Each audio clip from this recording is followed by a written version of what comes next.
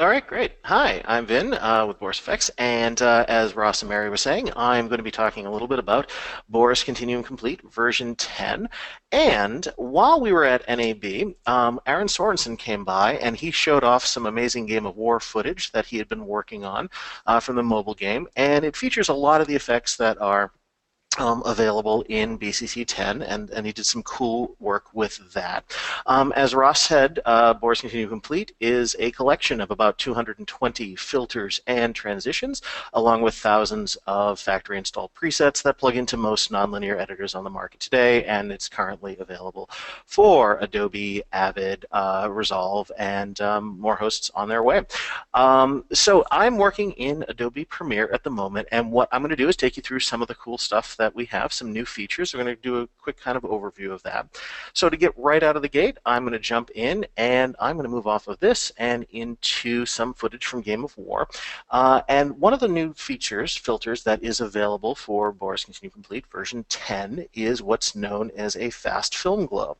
And glows have always been a part of BCC all the way back from the very beginning, but with BCC 10 we are introducing the fast film glow. So what I'm going to do is I've got this footage from Game of War. I'm going to come over to my film style, and just off the bat, you'll notice that there are a lot of different categories that are here. Each one of those is, of course, available for purchase as a separate unit. But I'm going to go down into my film style, and I'm going to apply my fast film glow directly to my clip.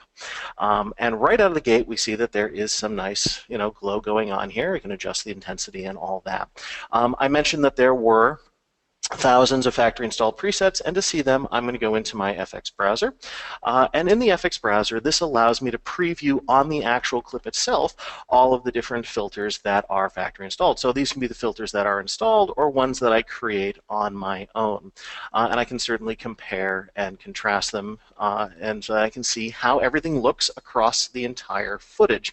And one of the things you'll notice that as I adjust these and go through different presets, it updates very, very quickly, and one of the reasons for this is that we are using hardware acceleration with BCC 10 to take the pressure off of the CPU and put it right onto the graphics card. To do this, we're using a technology called OpenCL, and the reason we're using this instead of, say, for example, something like CUDA is because, well, OpenCL is hardware agnostic. If I wanted to start something at work on my PC with my NVIDIA card, that's great. I can do that, and then I can send it to myself at home and pick it up on my Mac with an ATI card on there. So unlike CUDA, which is restricted just to NVIDIA, with OpenCL I can get my hardware acceleration regardless of the platform that I am using. So I've gone into my FX browser and I've selected a preset. What I want to do is I want to create a nice glow on this character. So I'm going to select one that I like and go through here. I'm going to select the white heat, and I'm going to click Apply. And right out of the gate, you'll notice that it applies to the whole image. But I want to do something that's kind of cool. I want to restrict my glow specifically to this gentleman's armor. I don't want the background all blown out. And even if I went over to my palette over here, I can change the radius and everything and do a little bit of restriction. But I want a little more control, and I'm going to need to do some sort of masking. And new to BCC 10, or incorporated into BCC 10, we've incorporated mocha, which is planner tracking. And Mary's going to go over that in a lot more detail, but what I can do with mocha is I can go right on in, I can launch mocha directly from my pixel chooser, and I can create a mask, which is cool. And then with that mask, with mocha, I can make adjustments to it, and then I can track the movement of all the pixels within that mask, everything that happens within that plane. And I can pause it at any time, make quick adjustments, and you'll notice that it creates these nice little green little pinpoints. Those are keyframes, and then I can pick up and continue tracking. Now, because we want to get to Mary, and we have a lot to cover today, I'm going to just pause this and not make you sit through all of the tracking. So I'm just going to close that out. And I'm going to go right up here where I have already done all the work for me. So I'm going to turn that on. And here's my original effect. I've got my glow on there, and just to bring everyone up to speed, I'm going to go to my pixel chooser, and I'm going to select mocha right in here. And as you can see, here is my mask that I have already tracked, and it has all of my tracking points, all of my keyframe, all of my data, and it tracks the motion of this guy. So I'm going to close that out. And immediately, I'm just going to turn on the mask so you can see. I've restricted my glow to this gentleman. So the great thing about Mocha when it's incorporated into Pixel Chooser is it's really giving me that the ability to control where I want that effect, restrict that effect to specific areas. Now, I want my glow on this guy, but I don't want this glow on his face. Now, I could go back into Mocha and really adjust all of my splines here so that I can kind of come around here and really kind of put in about a dozen different splines and retract that so it's not affecting his face. But that's going to take some time, and I want to show you an easier way. So I'm going to come in here. I'm just going to close that. I'm going to keep the mask that I have because that mask is really working for me. And I'm going to come down here. And inside Pixel Chooser, I have the ability to control the matte as well.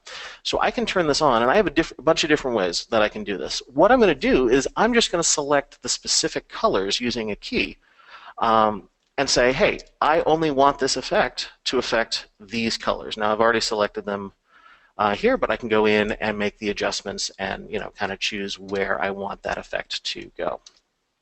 And what this does, if you remember my original mask, is if I turn this on, I now have full control over where that's going. So Mocha is helping me by tracking the area that I want it.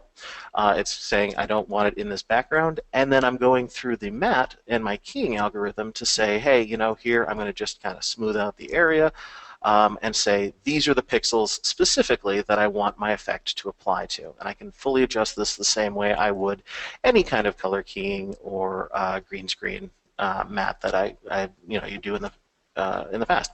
So I'm going to turn that off. And the great thing about this is because I've selected the specific pixels, I can really kind of crank this effect up. And it allows me to say, I have to crank this thing up a lot before it starts affecting areas outside of where I wanted that glow to be. So with BCC 10 and the incorporated Mocha, I can really restrict my effect to specific areas, and I have a lot of control over that. And this is great because I'm working in an editor, and I don't want, if I'm having a deadline or I have something like that, I don't really want to have to go out and wait for someone to go and fix up the footage and send it back to me and work on it. I want to be able to do it all right off the bat. And when we were looking at sort of the Game of War stuff that he did, Aaron went in and there's a lot of color grading that's going on in there. And the cool thing is with BCC 10, I can do a lot of my color grading right from my host. So I can come over here. I've selected this other footage right here, and I want to make this more of an an autumn or an evening twilight kind of look. So I'm going to go in here. I'm going to stay in my film style. I'm going to go right down to my fast film process. Again, like the fast film glow, fast film process is hardware accelerated. And as I go into my FX browser to look at the different presets that are there, I can look and see different styles that are available to me. And I can select a style that more closely matches the tone of the film that I want. And the thing with presets is these are all starting points. I can go in and say, all right, I want something that's, I want a little twilight. So I want this to be a little evening, and I like the glow that's here. So I'm going to go and I'm going to apply this. And because, like I said, presets are just a starting point, I can go in here to my parameters, and I still have full control over every aspect of that. I can change the color balance, I can change the cooling, I can change the lens misting. I have full control over every aspect of that. And as I said, I like the way this looks, but as I kind of scrub through my footage, my guy here, he's a little bit more oversaturated, a little darker than I really want him to. I'm starting to lose some of the detail. So what's great about having Mocha incorporated into Pixel Chooser is I can set up something that I really like, and I'm going to come over here. I can launch Mocha, and just like I did with the glow on his shoulders earlier, I can go in and I can create a very quick mask around him. Because we have a lot to cover, I'm not going to fully track this, but Mary will show you the tracking in Mocha Pro. But I'm going to go in here. I can create a mask, quickly save that. And all right, so that doesn't quite look the way I want it to. The great thing about Pixel Chooser and how we've incorporated everything into BCC 10 is I can come down here to my Pixel Chooser. And down here, just as I had control over the matte previously, I also have full control over the mask. So I'm going to come down to the mask, and I'm just going to invert that. And then I can come to my feather, and I can really feather that out. And that allows me a lot of control to set up areas that I want an effect to be in and areas that I don't want it to be in. And if I feel that there's, maybe a little maybe I want to do a little bit more restriction on his shoulders here, I can go right back into mocha and I can just adjust the mask. And mocha is going to create the keyframes and adjust accordingly. If I've tracked something and I make an adjustment, mocha is going to tween between the two keyframes to allow for a nice smooth movement there.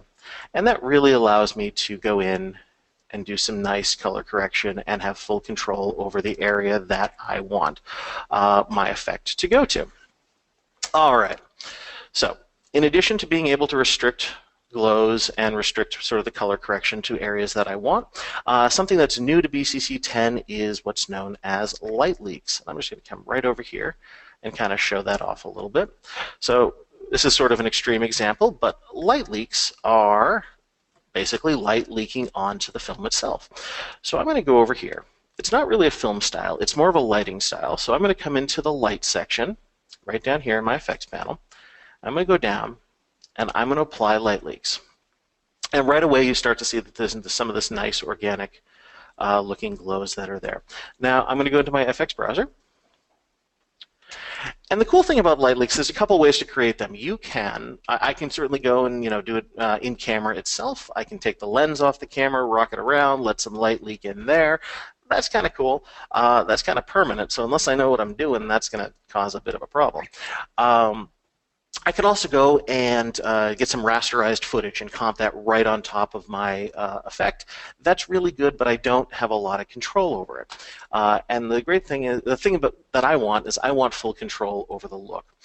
The other problem with rasterized video is if it's rasterized in HD, it's rendered out in HD. So if I wanted to expand that and increase that to 4K, I'm going to get some artifacting.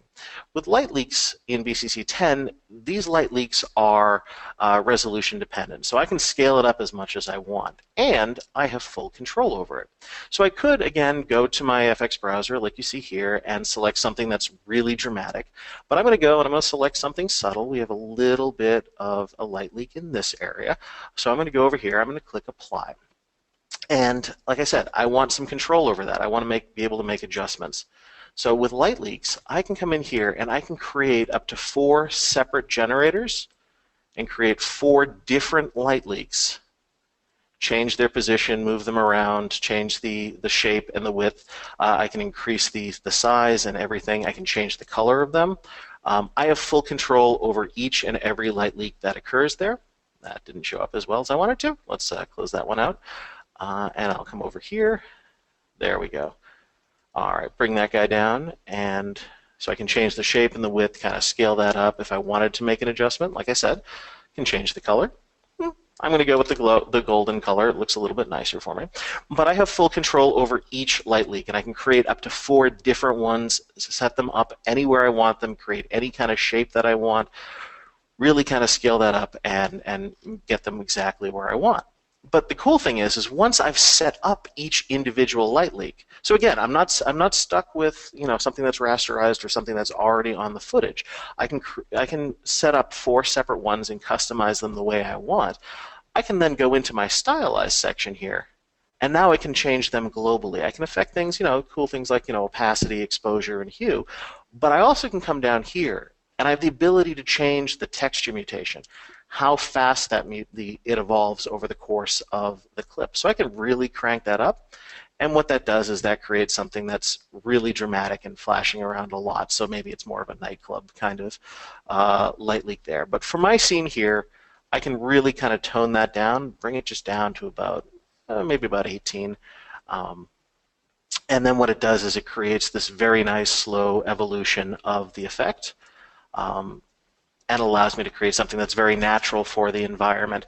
So, I can create individual light leaks. I can cover I can globally affect how I adjust them, and that's really cool. That gives me a lot of stylizing, control over how my effect is stylized. Speaking of stylized, so I'm going to come over here. One of the other really cool And this is actually one of my favorite effects that's new to BCC 10. Here's some footage that we have from an Australian series called Wizard of Oz. It's about a wizard that has decided that the wizarding world is a little too intense for him, so he's decided to move to Australia and settle down and have a nice normal life. And then, of course, shenanigans ensue.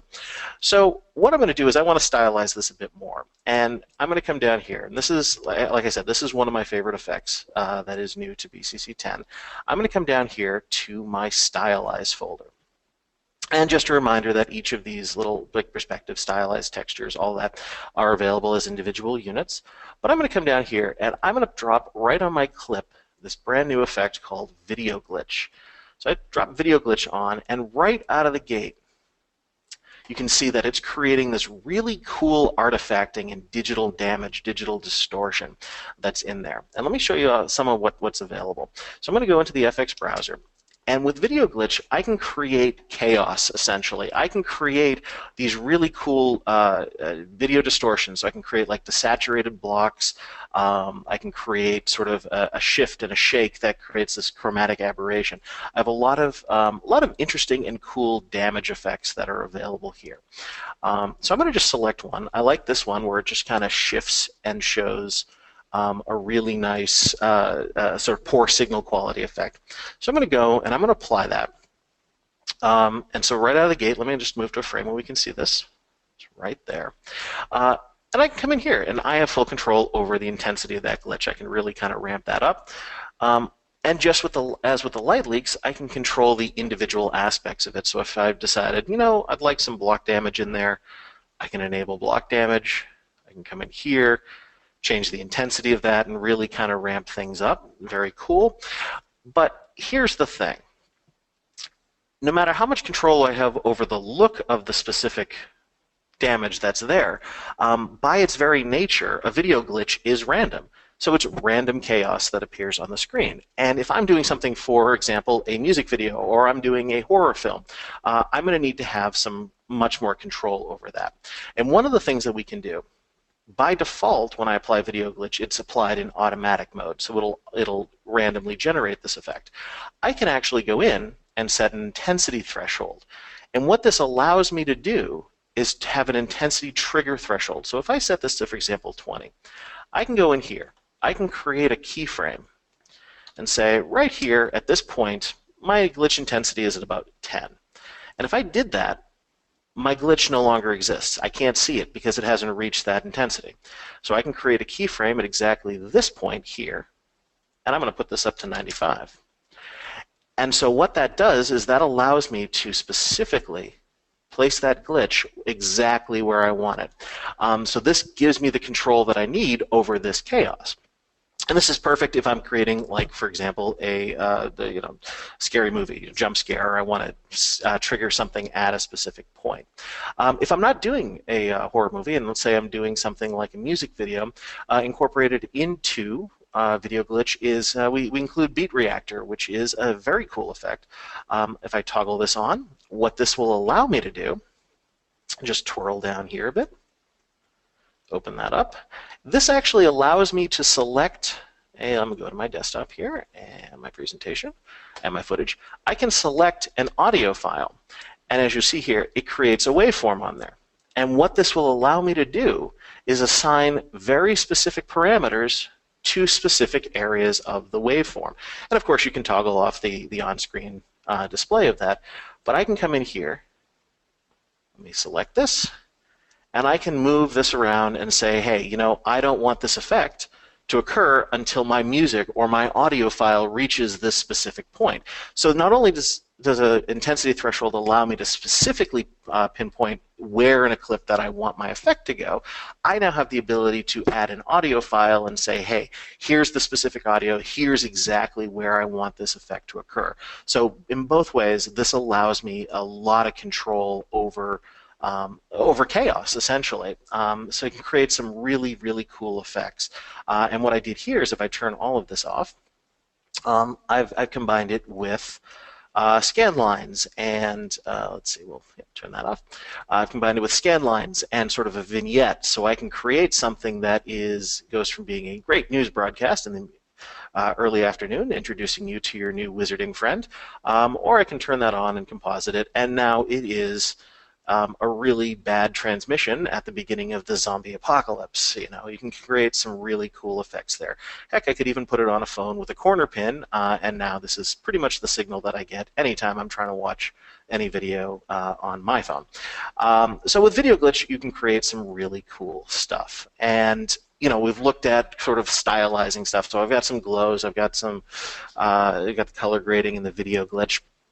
One of the cool things with BCC 10 is that all of these have actually been incorporated as transitions. I'm working in a nonlinear editor.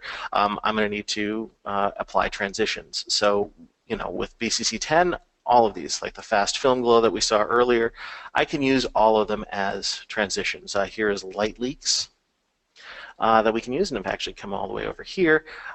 There's even a new one. Let's see, we'll come over here. We have a fast lens blur.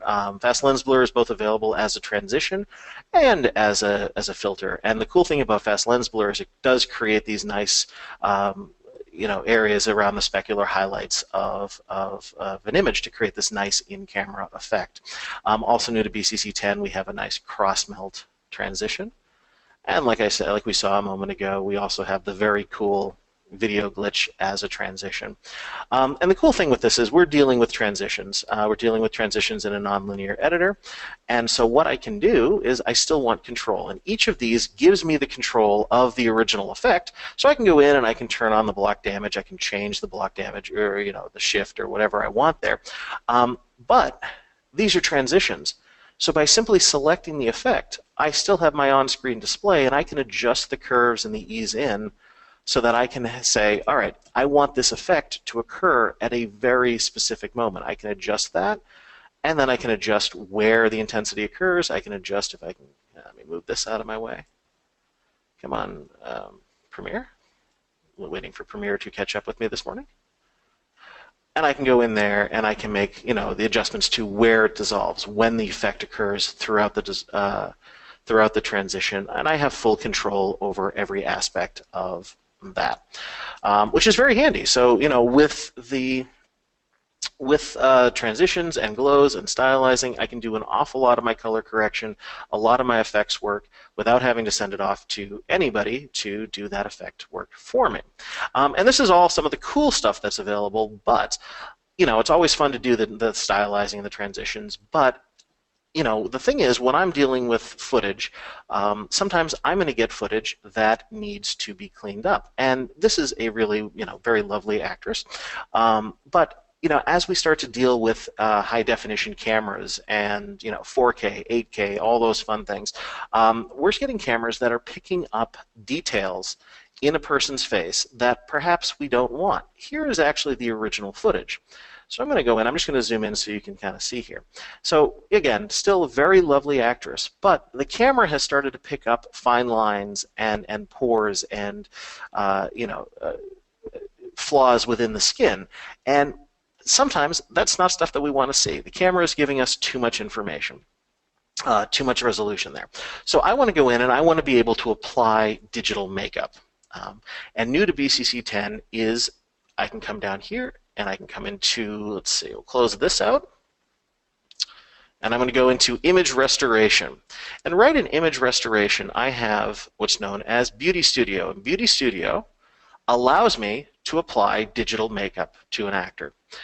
So I can go in here and I can smooth out fine lines and pores.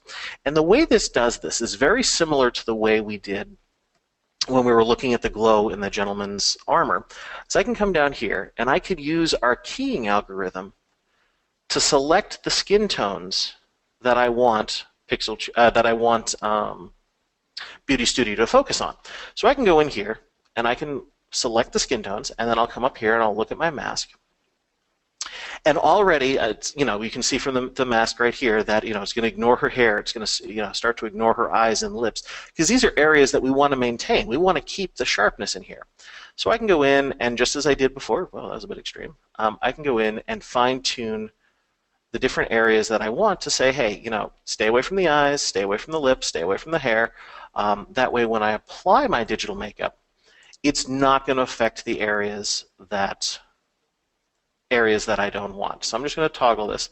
If you look clearly right at her eyes, you'll notice that they stay sharp while the digital makeup is applied.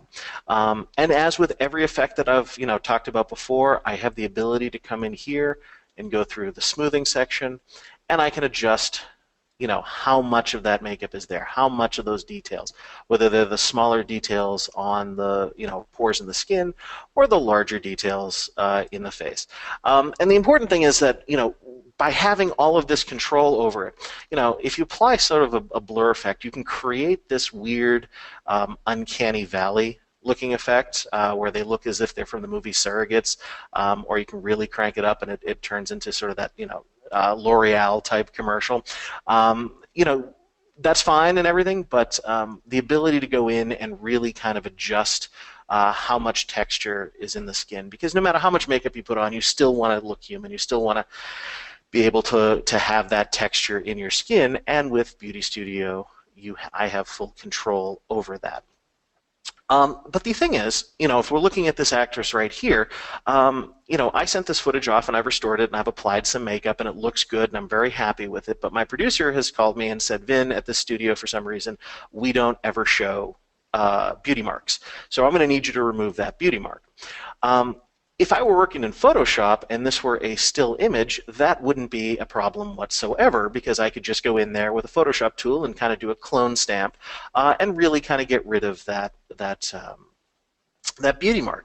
Well, the problem is, no matter how wooden an actor's performance is, there is still going to be some sort of movement in their face, whether the camera's moving or they're physically moving. So that's going to be a little bit hard to use just a regular clone stamp. So I'm going to show you a really cool trick. We have here in our image restoration, new to BCC 10, come right down here, and we have a filter called Remover. And I'm going to actually, basically, what I'll do is I'll just jump to one that I've already completed so that we don't run out of time here. But I'm going to come up here, and I've already applied BCC Remover. And keep an eye right here on her beauty mark. I'm going to go turn this effect on, and you can see right away that that beauty mark has been removed. And if I track with it, that effect tracks with it. So let me show you exactly what's going on. Remover is essentially a clone stamp tool. It allows you to set a removal and set the offset and sort of paint out an area that you don't want. But because it's moving, this is where mocha comes in handy. And mocha will allow me to track the movement of the actress, the movement of the camera, so that my clone removal, my painting out of that beauty mark, will move with it, will track with her movement. So that allows me to basically go in there, select them, create that mask, track it, save it, and then I can just change the offset and feather it out, so that what I can do is simply clone and remove an area, and I will toggle that on and off, and you can see that very quickly I can remove. Even if you go up here to this little beauty mark, very quickly remove multiple objects on an actor's face, or in the background, or anywhere really, to very quickly get rid of that and restore the image, the quality of that image. So right out of the gate, again, I've done all of this inside of my host. I have not left Adobe Premiere. I have not had to send any footage off to someone for restoration. I've applied my color grading. I've applied transitions. I've been able to do all of that work, and I've even gotten footage that was a little bit, too much detail in it, and I've been able to restore that image very nicely with Beauty Studio and Remover. So that's all really cool. But there is one thing that is new to BCC 10 that I do want to introduce you guys to. And I'm going to just do a quick selection here and mark my selection so I can play it. And new to BCC 10, after I've done all of this, is what's known as Title Studio. And Title Studio is your next generation 2D and 3D resolution-dependent vector titling solution. And with Title Studio, I can go in and I can create a 2D title if I wanted to. I could use Mocha to track and create an animated callout that will track with my actor. I can import 3D models. and add them right into my clip, right from Adobe Premiere, right from Avid. I can create animated lower thirds with tickers and up in the corner and right up here you'll see that there's another 3D model in there, so I can mix 2D and 3D models. And I've mentioned 3D a couple times because it's very important. The great thing about Title Studio is even though what you've seen here is some 2D stuff, Title Studio is a fully 3D environment that will allow you to create advanced camera movements to create very, very intricate designs. So let me show you a little bit about what that interface looks like and what's going on with that. So I'm going to come down here. I am going to select, I have some video right here. I'm going to go in and I'm going to apply some video, and then I'm going to come right up to my 3D objects. That's where Title Studio likes to live. I'm going to apply Title Studio. And the minute I apply Title Studio, we get this wonderful user interface. And in the user interface, so I can see my composite window. You can see all of my controls and a standard timeline. I'm just going to zoom in a little bit there. And what we have here is I have some text, and I can move it around in 2D space. I can actually move it around in 3D space. And just to kind of show you that this is fully 3D extruded text, I can even spin that. And that's really cool. That in and of itself is pretty darn cool. But here's some other fun stuff. I'm just going to move it down here. I have the ability to create regular flat text. I can create credit rolls. I can create spline objects, spline primitives. I could even actually import an EPS file created in Illustrator, a 2D image, and I can actually convert that to a 3D extruded image. I can also import a 3D model file. So I'm just going to select that, and I'm going to go right down here into my models, and I'm going to select this. You'll notice that this is a Cinema 4D model that has been, I created it in Cinema 4D, and I can open it within Title Studio. And right out of the gate, we have this nice 3D model. Now, here we have, they're kind of stacked right on top of each other. That doesn't quite work for me, and I want to show you something even cooler. So I'm going to go over here and I'm going to change my camera. I'm going to set that to world. And I told you, this is a fully 3D environment, so I can move every element of this within a 3D space. I can select them individually and I can adjust their size. I can change their individual rotations. Everything is operating within a true 3D environment. And to really show that off, I can come up here and I can select the scene. I can come right up here to my lights section. I can select a light and I can move that around, and as you can see, everything is interacting in a fully 3D environment within, again, Adobe Premiere. So I can do that, and just to even show this off a little bit more, so this looks like there, okay, I've got positioned something right up here. I have my text right here. I can come up here to my scene, select my camera. I'm just going to orbit. I'm going to change the orbit of that. I'm going to spin that around. And these images exist within, again, a true 3D space, operating right from within your host. So Title Studio exists as both a plugin to, again, Premiere and Avid, as well as Resolve and all the other hosts that BCC 10 is available for. It also exists as a standalone, which allows me to create something and then send it to, for example, if I have someone who's editing something, I can send it to them and have them continue and pick up right from their host. The other cool thing, and the last thing that I want to touch on, is you saw that I had this little animated logo right over some footage. If I have a client that comes to me and says, "Hey Vin, I need to get a logo on my effect. I need to get a title on there, and I need it within the next 20 minutes. I may not actually have time to go in and create any of these cool fully 3D effects. So here's what I can do. Here's my original footage. I got some nice footage of some horses here, and I'm going to come in and I'm just going to apply Title Studio directly to it. And as you saw, when I apply Title Studio, it launches this interface. I'm just going to cancel out of that because I don't have time to create something. I'm going to go into my FX browser where we have thousands of factory installed presets. And when I say thousands, I do mean thousands. There are presets available in Title Studio basically for your heart's content. If you want lower thirds, clocks, counters, and all that. All right, and so to just show you really quickly and to sort of wrap this up, I can come in here and type in, for example, I can do a circle. And I'm going to apply this circle box. And the cool thing with Title Studio in the FX browser is I can come right down to this text window and I can change this to NAB. I can change this to Las Vegas. Las Vegas. All right. Close enough. Yeah, close enough. And I can change this to, okay, we'll leave that there. But I can go in and I can just insert all of this text, and Title Studio will update it for me, and I can apply it, and I have then created something for my client very quickly. So I have to wrap up and hand this over to Mary. Thank you very much. Yeah, that's BCC 10. Any questions? Feel free to ask us. All right. Thanks so much, Vin. That was a excellent breakdown of what's coming in the BCC 10 tools, and I'm going to actually be showing my tools, well, not my tools, our tools with the Mocha Pro right now. Let me just go ahead and switch myself over as the presenter.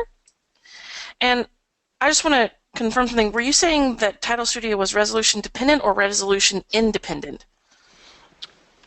It's resolution dependent, so you can scale it up to 4K if you want, and you can make it for HD. Right, so independent. Thank you. Yep. Perfect.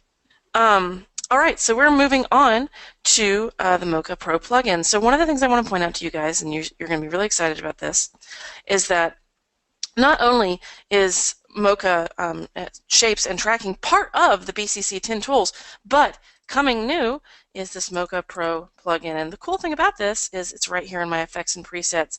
Now, we have animation, like we can go select our footage, animation, track in Mocha AE. And what that will do is that will not change. That's going to stay inside of After Effects. But we have a plugin that we have made for Mocha Pro that is now just a drag and drop effect on your timeline as opposed to something standalone. Well, what does that mean for you? What that means for you is that we can just launch Mocha Pro and it reads the interface from After Effects or Premiere or Avid or whatever package you were launching the Mocha Pro plugin from, including OFX tools like Nuke. All right. And because it's reading whatever the program, the host program is reading, it's actually just reading the viewport. You don't have to worry about, well, does this file work? Does Mocha work with MXF files? Does Mocha work with my super custom MP4 format? Well, yes, it does now, because anything your host application can read, Mocha Pro, the plugin, can read. Now, if I want to track this screen, we're going to show why you care about this being a plugin. Normally, in order to do a replacement on this sort of object, what I would have to do is I would have to track this. We're going to track translation, scale, rotation, and shear. What I would have to do is I would have to track this. I would have to take my corner pin. I'd align my corner pin. I'd make sure my resolution's matched. And I'd have to take this, make sure I was on the first frame, paste in my data, and do any roto inside of After Effects. Well, that's not how the Mocha Pro plugin works. The way it works is actually really handy. What we can do is we can go ahead and let's turn our surface tool on. Let's make sure our surface tool is aligned to our green screen area. And we're going to adjust this just like that. Perfect. So we've got our lovely track going off screen. If we want to delete that keyframe, we can go ahead and go into manual track and delete that keyframe.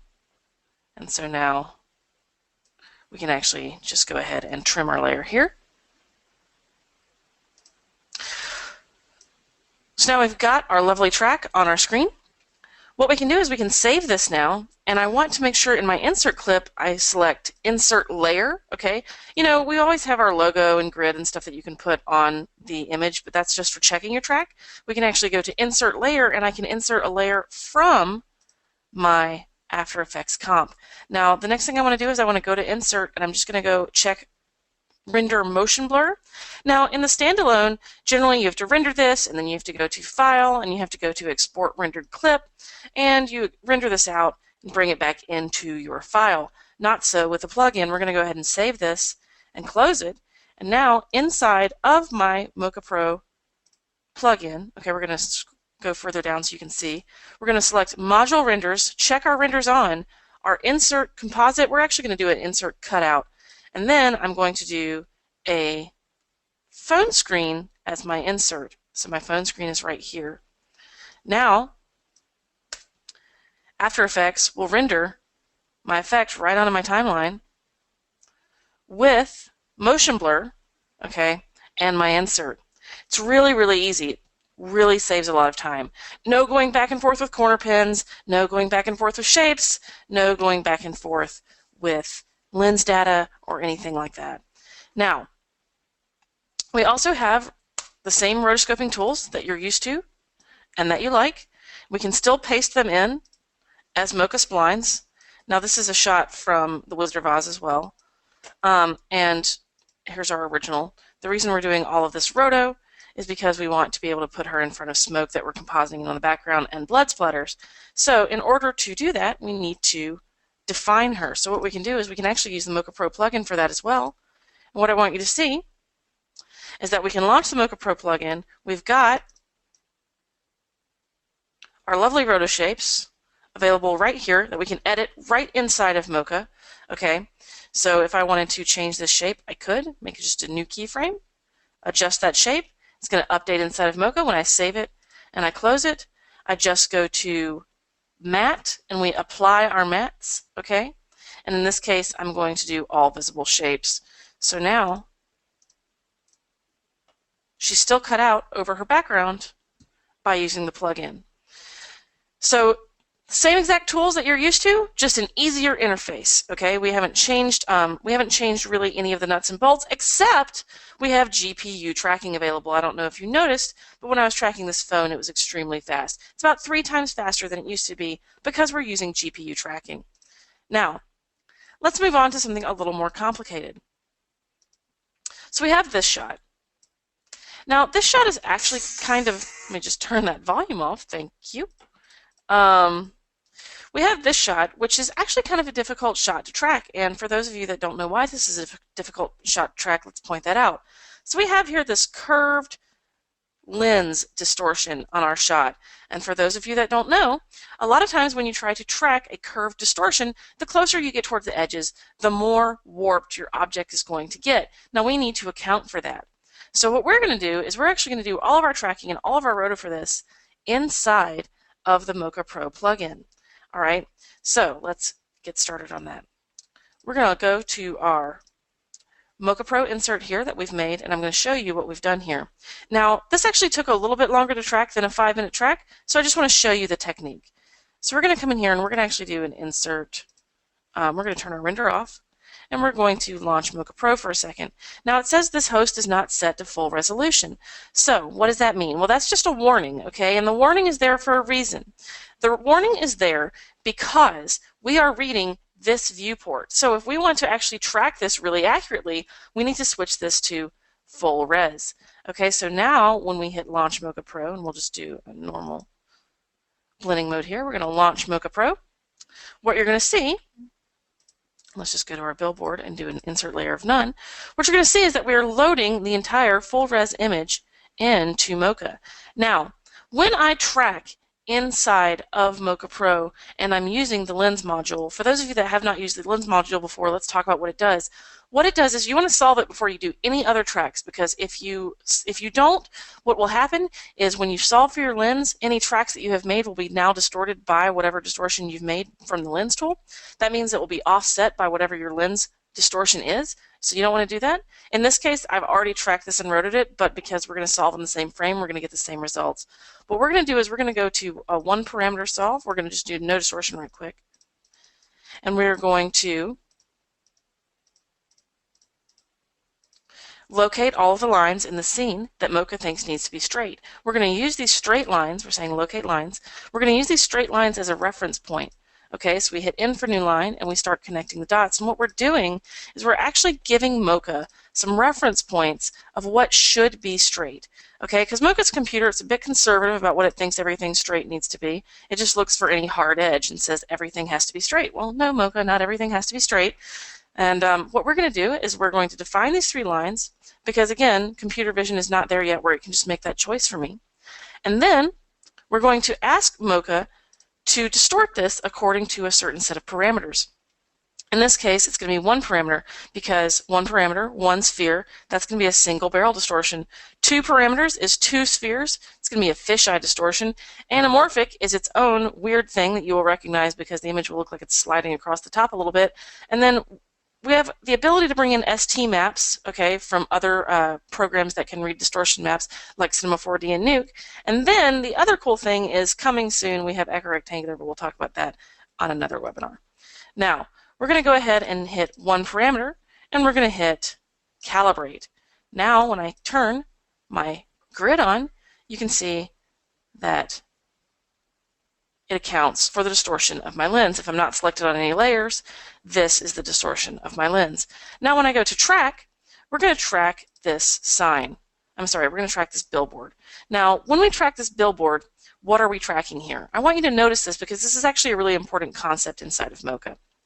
So this is a really, really reflective surface. And you can see that there are all sorts of lights happening across this surface. Because Mocha is a planar tracker, that means it tracks a pattern of pixels as they move relative to each other through the scene. Because it's a planar tracker, if I don't take into account these reflections, Mocha is going to view them as part of the texture. So when I track this object, I actually track only here and here. And because Mocha tracks relative pixel motion, what this will do is this will actually give me all of the information for the entire screen, just like that. And that's because these pixels are all moving relative to one another. And one of the things that our users actually don't always understand is that you cannot judge what the shape is doing as telling you what your track is doing. Your surface tool is always what's telling you what your track is doing. So do not pay attention to the shapes. They lie to you. Pay attention to the surface. And as long as your surface is sticking on, that is what the track is doing. So from here, what we can do is we can actually go into our insert clip and we can do an insert layer. In this case, we're just selecting an insert layer the same way we did for our phone. Okay, and again, we're doing motion blur on. All right, we just save this and we close it. And then inside of our effect, we can actually go ahead and turn our renders on. Okay, and we can use our insert layer right here as our insert layer. From here, what I actually do is I'm going to change our blending mode here. I want this to be a nice soft light over the top because that gives me a better look. Now the other thing I want to do is I want to actually take our guy here and I want to composite him over the top. Now I composite him over the top by actually making roto shapes for him, so you can see we've actually done some really quick and dirty roto to bring him back over the top. One of the things I want you guys to notice about roto inside of Mocha, for those of you that are unfamiliar with Mocha, is when you track, what you never want to do is you don't want to draw a shape around the entire object. Okay, if you draw a shape around the entire object, what's going to happen is you're going to make keyframes in every frame. So if I were going to come in here and I were going to try to track him, and I try to track his entire edge, okay, what's going to happen, you're going to see, if I hit track, it's going to do its best to hold on, but the minute we get some sort of complicated blows, so where he's walking, for example, we're going to have to start animating all of this, keyframes on every frames, all right? And that is not exactly a lot of fun. So instead of doing that, what we do is we track in pieces, okay, just like this. And now we end up with a really nice bit of roto to put over the top. Now, one more thing I want to point out is that your roto shapes are not always going to be what you use to track. In this case, we actually used larger shapes to track. So if you pay attention here, let's see our hoodie. You can see that our shapes that we use to track our hoodie and that we use to track our sign are actually larger.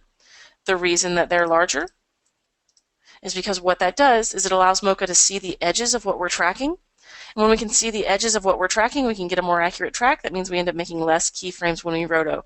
When you roto inside of Mocha, it cuts your keyframes down to about a third of what you would normally use, and it cuts your roto time in half. Now, because this whole shot took me about 20 minutes, I'm not going to make you sit through it, but there you are. We save this, we close it, and inside of our mats, we apply our mats, okay, and we're going to show all visible, and now we have our guy composited right over the top. So there's your before, and there's your after. Thank you, library. All right, so the next thing I want to talk about is we're not just here for inserts, although inserts, are wonderful. What we can actually do is we can actually also do removes right inside of our software. So in this case, I've got Mocha Pro, and I want to remove this graffiti. Now, if you look at this, you can see we want to pay attention to this guy's face. And the reason we want to pay attention to this guy's face is because, okay, he is the focus of the shot. Now, if we look over here, we're a little bit distracted, okay? And we're distracted because our eyes are pulled towards things like text, okay? Because we want to read things. So that means we're going to look over here when we should be focusing over here. So how do we remove that? Well, we actually remove it pretty easily. We're going to go ahead and we're going to launch Mocha Pro. And what I'm going to do is I'm going to, in my track tab, I'm going to track this wall. Now, we track this wall to get the information that we're going to use to replace this image with. And the next thing we do is we actually roto a new shape around the object we want to remove. Now, when you do a remove, you have to have a background shape and a foreground shape. Okay, so you have to have the object you're trying to remove, and this is how you're trying to remove it. So let's look at that. This is the object I'm trying to remove, and this is how I'm removing it. Okay, now because Mocha cannot see behind this object, and the reason Mocha can't see behind this object is because I can't see behind this object, we can't see what's behind the graffiti. So what we'll actually have to do is we'll have to create a clean plate for this. So how that works is I select my object that I want to remove. I go to my Remove tab, and I can actually hit Create Clean Plate. What that will do is that will allow me to either save a clean plate in a location of my choice, and I did that actually in Photoshop. I saved this, I painted it in Photoshop because with the heal tool it takes about 30 seconds to paint, whereas inside of After Effects I would have to use a clone tool. Now I can still use a layer inside of After Effects. Basically, if you look here to your clean plate clip, you can also use an insert layer, so don't worry about that. In this case though, we're going to use a clean plate from Photoshop that I painted. And now we just have to make sure that we put it back in at frame 114. The next thing we need to do is we need to make sure that this matches our lighting changes. You can see that we have a lighting shift that happens in this shot. We go to illumination modeling and we use linear illumination modeling. What that will do is that will actually look at the border of this shape. It will look at the entire hue, saturation, and value around this shape, and it will raise and lower all of the information inside of this spline based on the hue, saturation, and value of the surrounding pixels. Now what that means is that it's going to auto adjust the lighting of my clean plate. So here I simply hit save and close. Now if I want to test it, obviously I can hit render inside of inside of Mocha Pro, but that is not necessary. I simply hit save and close. Inside of After Effects now, we're actually going to render this in real time on the timeline. So we're going to go render, remove, okay, and let's leave this on full. And what you're going to see is that, in real time, we're going to render this out right onto our timeline. So this is extremely handy because what this does is this allows you to not have to go back and forth with renders. It allows you to not have to worry about lighting corrections. It makes you not have to worry about LUT corrections, okay? You just have it render to your timeline. Now, if Mocha can see behind the object, for example, for some reason that's just missing. We'll figure out why that is. Let me just open this right quick. We're going to go to our Lumen Remove here. Well, it looks like we're missing that for some reason. I don't know what happened there. We're not going to worry about it. If Mocha can see behind the object, it can actually remove it automatically. We're going to actually move on, though, to a slightly more complicated shot because we're running out of time anyway. I'm going to show you this last. The next thing I want to show you right quick is how to do a stabilize inside of the Mocha Pro plugin. It's actually very easy. We're going to jump over here to our Mocha Pro plugin. I'm going to actually turn it off and you can see this original shot. In this shot, we have this guy, and he's clearly gotten out of a car wreck. And what's happening with him is they shook the camera to try to give a more shaky sort of vibe to this shot. Well, that's all well and good, except for, you know, it looks a little bit like a Star Trek scenario. Like it looks like the bridge of the Enterprise when Romulans attack. And that's just not quite the look we're going for. So what we're going to do instead is we're going to launch Mocha Pro. Okay, and inside of Mocha Pro, we're actually going to track this ground. So we track the ground, and we track the ground the same way we track anything else, but I want you to notice here, what we're actually tracking is this edge here and this edge here, okay? Now, when we track the ground, what we can do is we can turn our grid on to make sure that this is rock solid, okay? And if this track is rock solid, all we have to simply do is go over to stabilize. inside of stabilize, we can stabilize all motion, okay? And you can see that this is not maximally smooth. So what we're going to do is we're going to turn our overlays off. We're going to hit maximum smoothing. And what that's going to do is that's going to lock down our ground according to that track. All we simply have to do here is save and close. And now, when we apply this to our footage, just like this, what we're going to get is a lockdown shot right inside of After Effects. So the last thing I want to show you guys is how to combine all of these tools, including the BCC 10 tools and the Mocha Pro tools, to do some really awesome effects. So in this case, we're going to show a beauty shot. Now, I have here this woman. She's a very lovely woman. She's a little older, okay, and that's no big deal. But what we're going to do is we're going to move her in time. So let's just go ahead and scroll out this whole shot. What I want you to see is that we are going to de-age her about 40 years, okay? And like, why are we doing that? Well, the reason we're doing that is we are making a judgment call based on a narrative choice, because this is not the kind of shot that you want to do beauty work on just to do beauty work. If I wanted to just do beauty work on her, I would actually just knock down wrinkles. We wouldn't do something this severe. But this is the kind of thing that you make a narrative choice on. Let's say you're doing a movie like X-Men First Class, and you have a Professor X, and Professor X needs to go back 40 years, and you don't want to hire a different actor. You want to have the same guy. Obviously, we're going to need to do techniques like this in order to solve these problems. Now, there's also a school of thought that rebuilds this completely in 3D, but in some ways that can look very uncanny valley. So we want to avoid the uncanny valley by actually using parts of her own skin to get this look. Now, let's talk about doing this from scratch. So what we do is we start with our original shot, and then we're going to fix her under eye. Now, I'm going to actually show you how to do this right from scratch. We're going to go to the remover, and Vin had showed you the remover, so we're just going to grab our BCC remover, and we're going to drop it onto this under eye. We're going to launch Mocha just like this. Let's go ahead and launch Mocha. Thank you. Let's view our layer.